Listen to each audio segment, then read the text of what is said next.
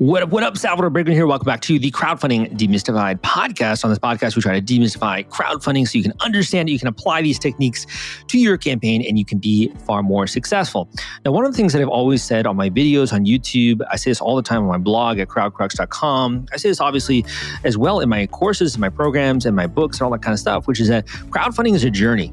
And a lot of times when I say that, it doesn't really resonate, in my opinion, with community. It's because sometimes you need to understand that the more that you can actually understand this process, the systems that go into raising money, the more that you actually master this process, you can actually go back to it and you can do it again and again and again.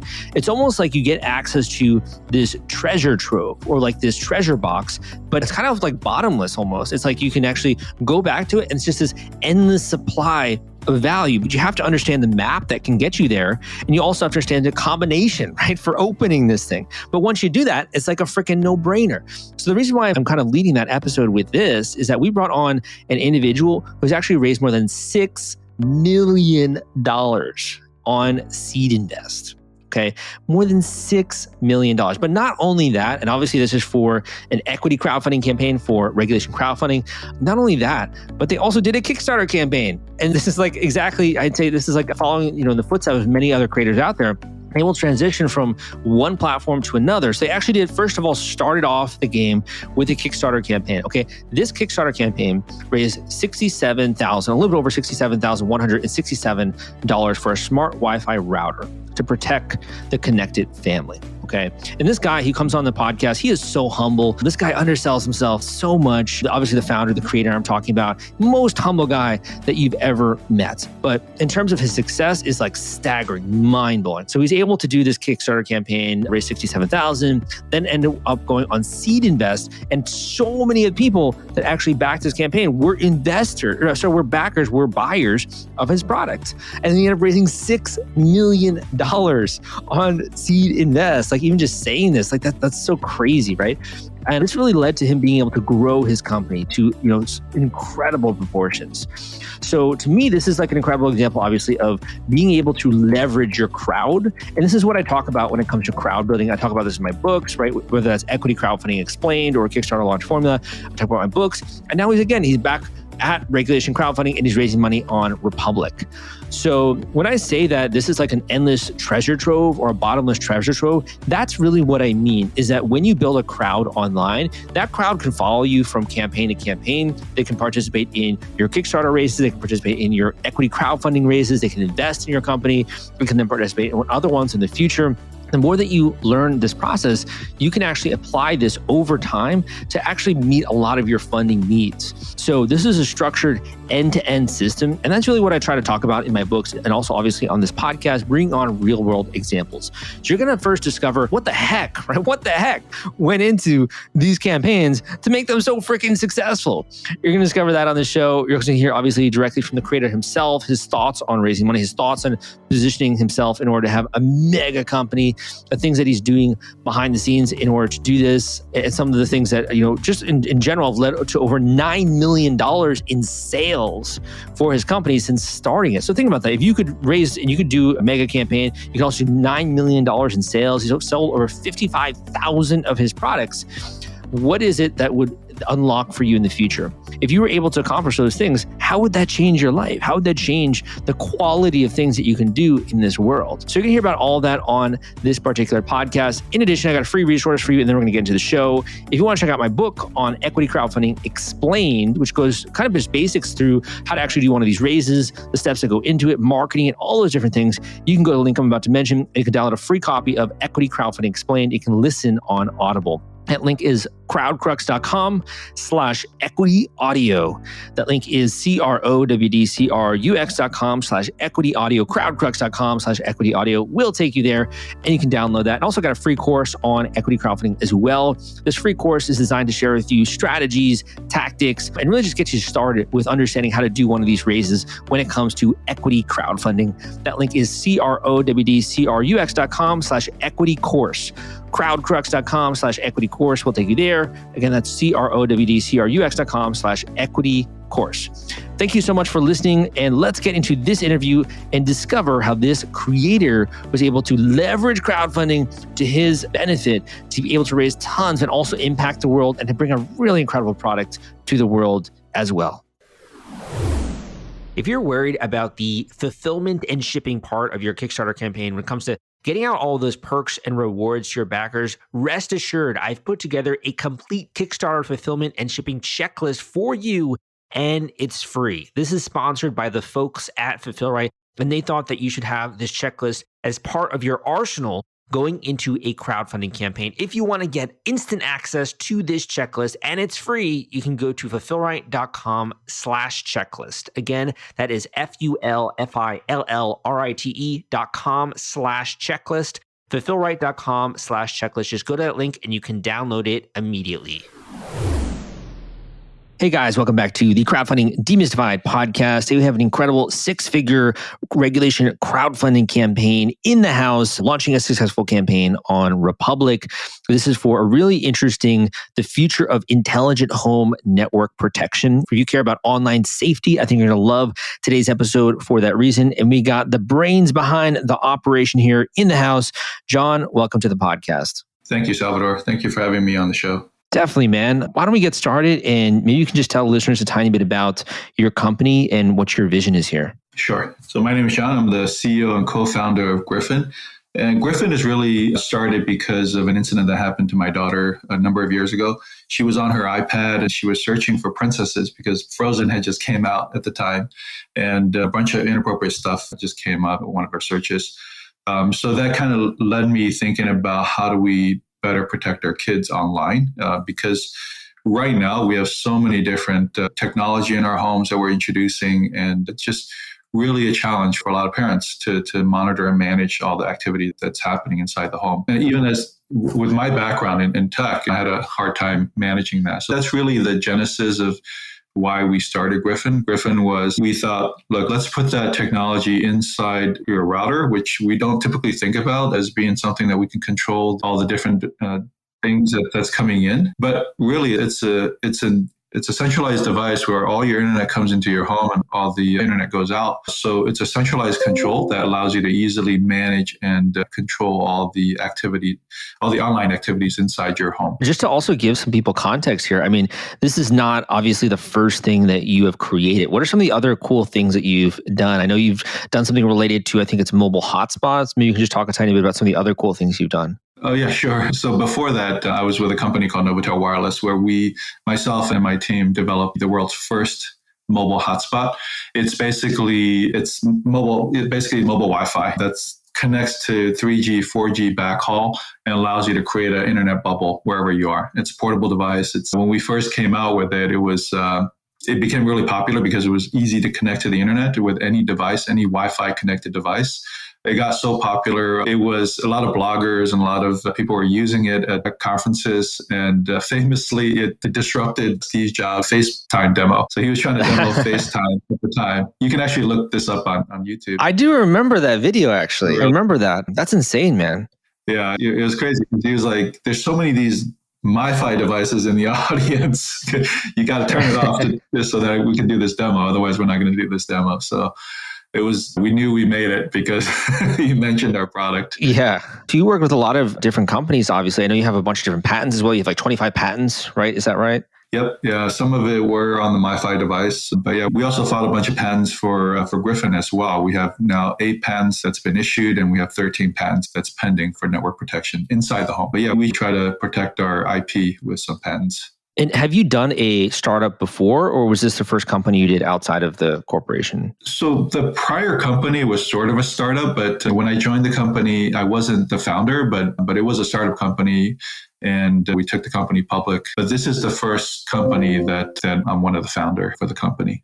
I mean, that's such a huge leap, right? And being willing to do that, and you obviously have a family, like what made you really decide to say, yes, like I have to do this. I have to go out on my own.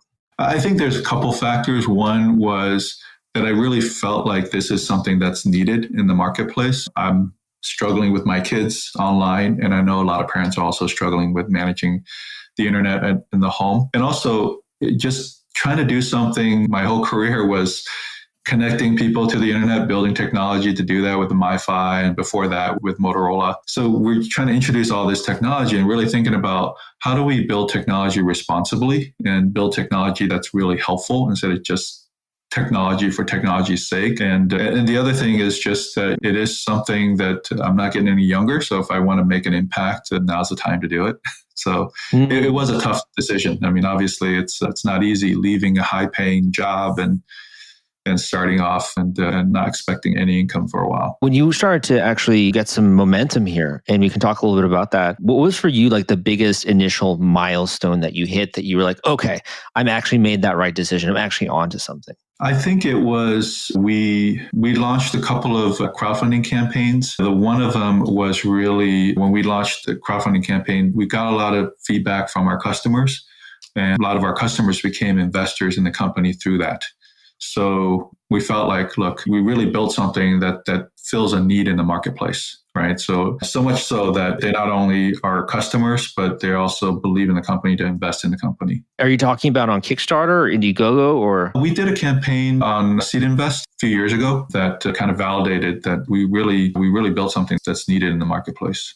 Okay. And have you done any other platform campaigns? We did do a Kickstarter campaign when we first launched, which was mildly successful. We did about $80,000 on that. So we knew there were some people that were interested in the campaign. And then when we launched the product, or when we were about to launch the product and stuff, we did another equity crowdfunding campaign on Seed Invest. And a lot of the customers that backed us on the Kickstarter campaign also backed us with the equity crowdfunding campaign as well, once they saw the product. Yeah. So when you did the Seed Invest, how much did you raise on that platform? We raised the highest at the time for the CF, Regulation CF campaign, which was I think around 900,000 was the highest that we can raise at the time. Now, things have changed. So now you can actually raise up to 5 million for CF, but we were oversubscribed for that campaign. There were more investors that wanted to invest than we can take at the time. Okay. So you raised around like 900K with that one, it sounds like. Yeah. This was a few years ago. Okay. Yeah. So I pulled up the Seed Invest. So it says here, I don't know if it's different, but it said it was like 6 million or something. So we did multiple rounds. So that was the one that we did last year where we raised the 6.2 million on that platform. Wow. It was actually one of the largest. I think it's the largest one from San Diego or Southern California. That's explosive, man. That's incredible. Congratulations.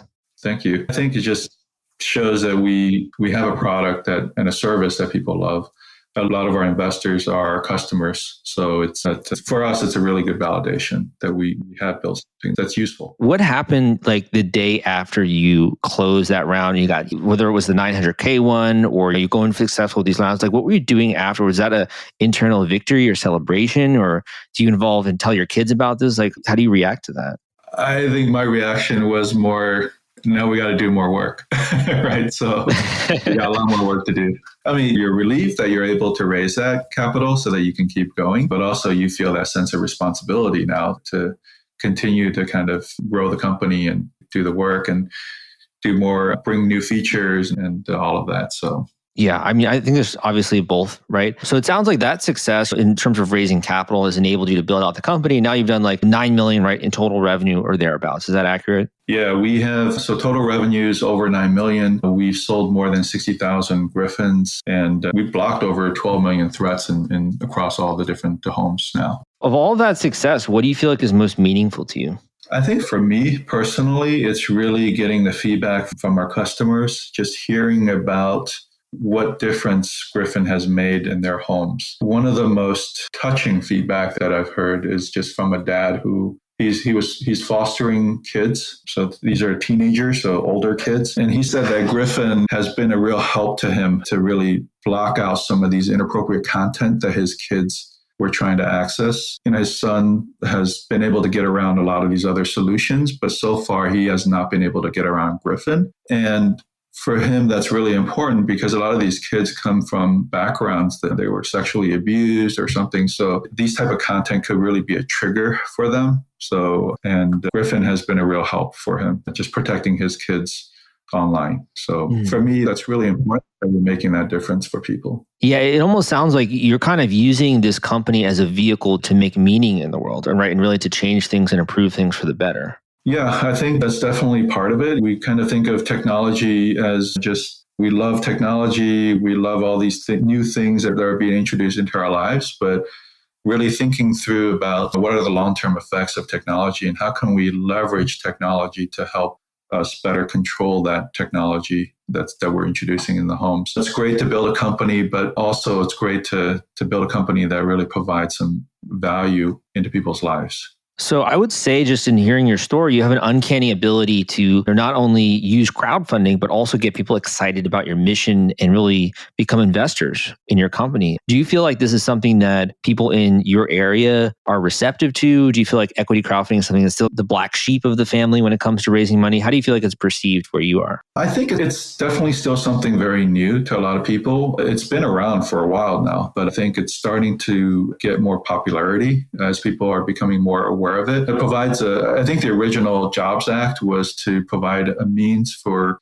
everyone to participate in early stage companies, but do it in a way that they understand what the risks are in terms of investing in these early stage companies, where traditionally only the VCs and accredited investors are able to invest in. It's kind of opening up for everyone to be able to invest into these early stage companies. I think there's still some ways to go to get to mainstream, but I think we're on our way there. So shows, podcasts like yours are kind of introducing it to a lot more people about investing, being able to invest in these early stage companies. And for us, that's another way to raise funding and provide ways for everybody to basically invest in good technology that traditionally may not be available to a lot of people. So I do want to get into some of your future plans and all that kind of stuff. But before we do, you've had the experience of doing a successful Kickstarter, and then you did Seed Invest, and you raised a ton of money with that campaign. Then you're doing Republic, and you're doing a great campaign there. Do you have any advice for someone who's just kind of getting started with this? What do you really need in your mind to have a really great offer that people are actually willing to invest in when it comes to one of these campaigns? Well, first, you have to have a good business and product or service that's really meets a need in the marketplace. And I think also for a good crowdfunding campaign, you need to be able to tell the story, your mission, why you're starting this company, why you're raising the capital, and really bring people along to your mission and have a really clear goal for the campaign. People are not going to invest in a company that they don't really fully understand. So it's really, really important to explain clearly what you're doing with the company. So would you say the company matters more than kind of the product, or is it kind of equal there? I think you have to explain your mission. I think you have to have a great product and service as well. So it's a little bit easier if you're doing a consumer product that people can really understand and grab onto. It's a little bit more difficult if it's more of a B2B type of product. You're going to have to explain a little bit more about what you're doing on that side. Which do you feel like was more of a challenge, doing the Kickstarter campaign or doing your first equity campaign? The Kickstarter campaign was a learning experience for us. So I think in that respect, it was a lot harder because we didn't really know what we were doing at the time when we first did the campaign back in 2017. So that was a learning experience. And the equity crowdfunding campaign after that, we kind of took a lot of that learning and applied it to the equity crowdfunding campaign. What is one thing that you learned from doing that first campaign that you ended up applying to this new one, the equity campaign? I think part of it was really telling your mission and your story well and clearly. So that's one of the lessons we learned. The other one is really, you need to do a lot more preparation before the campaign to have the campaign be successful. So a lot of it was just really all the prep work that went into getting the campaign ready. So by that, you mean like the videos, the photos, like that kind of stuff? Yeah, the videos, the story, your messaging, what you're going to do during the campaign, generating the email list. I mean, for us, we had lots of customers at the time. So make sure your products are good and people love your products so that you can get your customers on board as well to your mission. So it sounds to me like it's kind of getting all those different assets and then communicating in the right way, right? To get people to understand kind of in the same way that you think about the business, like they're understanding in that same mindset. Yeah, you have to be passionate about what you're doing. Otherwise, people aren't going to be passionate about your business unless you're really passionate about it too. So, do you feel like it's different from VC funding or is it kind of similar? It's a little bit different because you're talking to individual investors, and for individual investors, they're maybe not as jaded as some of the VCs are. And also VCs are looking at different things. They might be interested in fintech, or they might be interested in crypto, or they might be interested in whatever the latest trend is. And I think in that respect, I think individual investors are looking at the company more. And it's just how you communicate your vision to people about what you're doing with the company. Got it. So kind of being aware that these people are individuals, speaking to them in that way and you telling your story, it sounds like it is very important. So we've kind of gotten a bite-sized view of what your story is, right, so far. When it comes to your vision in the future, why do you think this is something that's really poised to be a massive success when it comes to your company? Well, I think your home network is becoming more and more important, especially you look at the last couple of years with COVID. We're working from home now. More than 50% of the people are spending most of their time in the home working. Our kids, our online education is now an integral part of our education system. So the home network is getting more and more utilized. We have introduced more devices now into the home.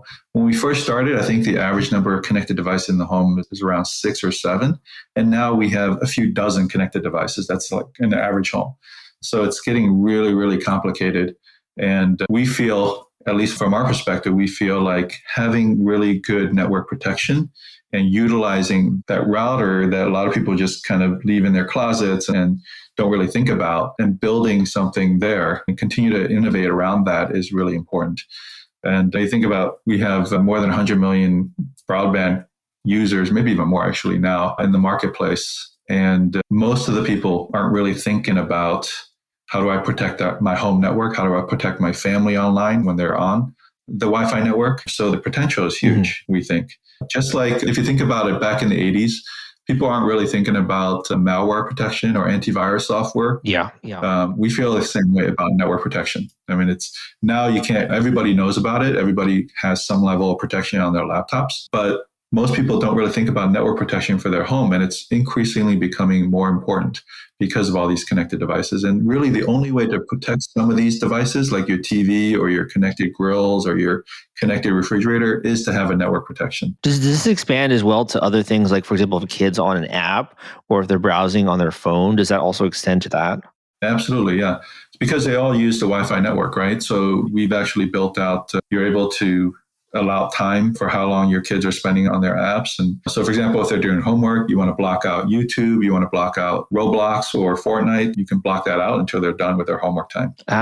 Very interesting. Very interesting. Now, actually, the other thing that is really cool about Gryphon is you can use your internet time as currency in the home. So, for example, you can give your kids an extra 15 minutes on the internet if they do their chores or if they finish their homework on time. So it kind of creates instead of the internet as just a free utility in the home, now you can use the internet as a currency inside the home. And just teach kids about the responsible use of internet. It's not a free thing that you can get access to anytime, but it's something that is valuable, that it's a privilege to be able to get onto the internet. For sure. So I just have one or two questions when it comes to more your role as well as a CEO. So we've learned a little bit about crowdfunding and your approach to that and how you've been able to resonate with people. We've learned a little bit as well about your products. When it comes to you as a CEO, have you ever been in that role or position before? No, this is the first time being a CEO of a company.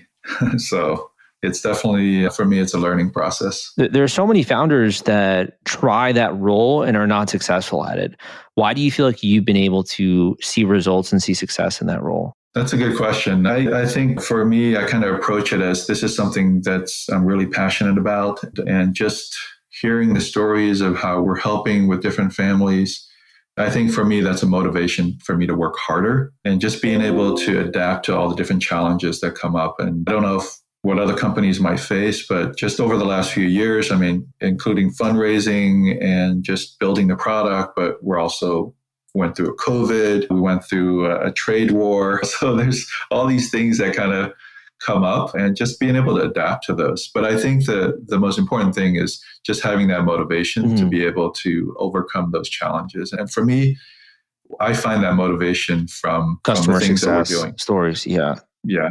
If you imagined like a pie chart, let's just say, and that chart is divided to how you spend your time thinking, is most of that on raising capital? Is most of that on recruiting people? Is most of that on empowering your existing people? What tends to fill that pie chart for you? I think it changes week to week and day to day. And I think just sometimes I'm spending 80% of my time on fundraising. Other times I'm spending 80% of my time on working on the product or helping the team kind of develop new ideas. Other times I'm working on marketing. I think it's just the ability to kind of change hats quickly and switch from context switching from different task to task. So there's really not a whole, it just really depends on where you're at with the company, what the needs are.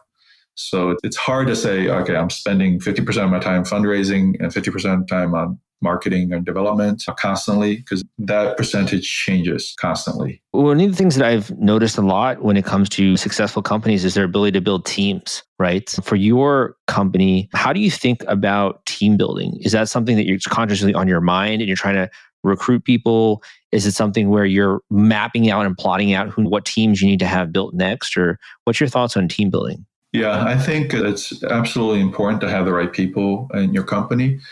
I've been fortunate enough to have a really good co-founder. We worked in the previous company before for many years, and we both kind of built this company together. And being able to trust one another and having a good co-founder is really important, I think, in any startup, because you're not going to always be upbeat about things. And having somebody to kind of acting as a soundboard and maybe lift you up when things aren't going as well, or you lift him up or her up when things are not going well and whatever they're doing is really important. So for me, having a really good co-founder is important for any startup to be successful. So basically making sure that you're working with the right people and having a co-founder that believes in the same way that you do. And obviously having some work experience, I assume, is also very useful in that way. Yeah. Awesome, man. Well, this is a ton of great information. Before we get to your link, I guess my final question is, for someone out there who's thinking of doing a Reg CF campaign, it's very kind of disjointed and convoluted. I feel like there isn't a lot of good know-how, right? How did you really learn how to do a campaign? Was it just reading through articles and going through the FAQs and stuff like that? I actually talked to other people that have done campaigns just to kind of almost like interviewing them for how they did it, to learn from it. We had some experience with our Kickstarter campaign. So the equity crowdfunding campaign, I think, is similar type of dynamics. But, I actually try to talk to other people that have done successful campaigns. Who do they use? What are the vendors that they use for that? And just ask a lot of different questions to try to learn as much as we can about the campaign, how to do the campaign, and who to talk to about the campaign before we actually did the campaign. Awesome. So where can people go to learn more about your current campaign on Republic, and where can they go to learn more about your service? Sure. You can go to www.republic.com/Gryphon, Gryphon, to learn about our equity crowdfunding campaign that we're currently running. And if you want to get a Gryphon to try out yourself, you can get it on Amazon, or just search for Gryphon on Amazon and you can get a Gryphon. So to try it out yourself. Great. And my final question for you, and we can end on this note, is if you could speak directly to a member of the audience, someone who's just getting started and they're hearing your story and like, gosh, this guy is so freaking inspirational and he's crushing it absolutely with his different campaigns and he's growing his company, he's doing a great thing. What is one, either it could be an inspiring message, it could be a word of encouragement, it could be a final tip about Reg CF, anything along those lines, and we can end on that note. I think you look at a lot of different successful stories and you're like, man, everybody's doing well except me. Just know that, we've had a lot of rejections, we've had a lot of failures as well. And you're just seeing some of the success, but you're not seeing the 99% of the time where we're not, we're getting no's and getting a lot of rejection. So, just know that, we also go through times where we're struggling as well. So you're not the only one. Great. John, thank you so much for coming on the show. Really appreciate you. A lot of great tips and look forward to your next campaign. All right. Thank you. Thank you for having me on the show, Salvador. Thank you for listening to this episode of the Crowdfunding Demystified Podcast. Man, this episode was so inspirational. And I think that when you're listening and you're learning something new, you're trying to understand a new discipline, it's not only good to have kind of like the step-by-step, but it's also you need to see success stories, because not only does it help you believe something is possible, but I also think that you can just hear from different people out there with different perspectives and different mindsets, different ways of going about it. So for example, if I was to come to a new person, a new creator or a new startup founder and be like, dude, you got to focus on your vision. You got to focus on communicating those things. You know what, Sal? Like, that doesn't matter, right? I'm just focused on profit. But you can see here how actually having a vision, have a very strong vision of what you want to accomplish in the world, unites people around you. It's actually what allows you to build a crowd in the first place. And that crowd then going from a Kickstarter campaign to a regulation crowdfunding campaign, supporting you, every step of the way is that you're involving people in this mission. And the more of a great mission that you do have, and obviously a killer product as well, the more likely you are to have more and more people just become excited and wanting to help you out when it comes to this.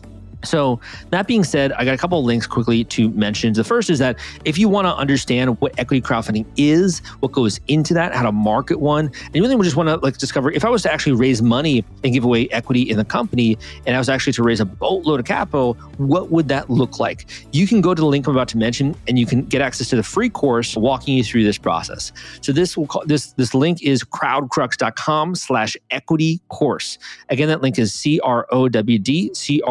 crowdcrux.com/equity course. Okay. And under regulation crowdfunding at the time I mentioned, you can actually raise upwards of $5 million using a campaign like this.